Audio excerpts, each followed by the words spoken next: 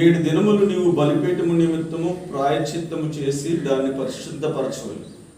ఆ బలిపీఠము అతి పరిశుద్ధముగా ఉండును. ఆ బలిపీఠమునకు తగులున్నది అంతయు ప్రతిష్ఠితమవుతుంది. దేవునికి స్తోత్రం. హల్లెలూయా. బలిపీఠానికి ఉన్న ప్రాముఖ్యత, బలిపీఠమే కాదంట, బలిపీఠానికి తగిలిందంతా ప్రతిష్ఠితం అయిపోద్దంట. బలిపీఠానికి అంత ప్రాముఖ్యత. అంతేకాదు, అదే నిర్మాకాండంలో ఏమని రాయబడిందంటే బలిపీఠం మీద నిత్యము అగ్ని మండుచుండవని. కాబట్టి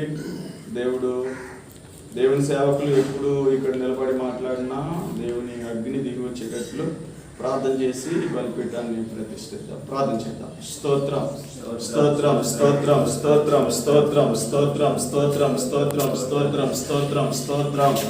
హల్లెలూయా హల్లెలూయా హల్లెలూయా హల్లెలూయా హల్లెలూయా హల్లెలూయా హల్లెలూయా హల్లెలూయా హల్లెలూయా. స్తోత్రం. Praise lord. నీకు వందనాలు. స్తోత్రం.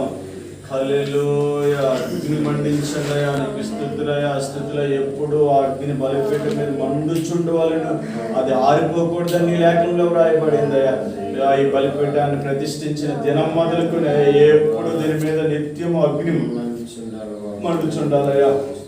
నీ సేవకులు నిలవబడి మాట్లాడినప్పుడల్లా నీ ప్రజలయ్యా మండాలయ్యా. నీకే స్తుతులయ్యా. ఆది నాయన సంఘంలో దిగి వచ్చిన ఆత్మతో నింపబడాలి నాయన. అయ్యా దినమునయా మండుచున్న పొదలో నుండి మోషేతో మాట్లాడావు నాయన. అయ్యా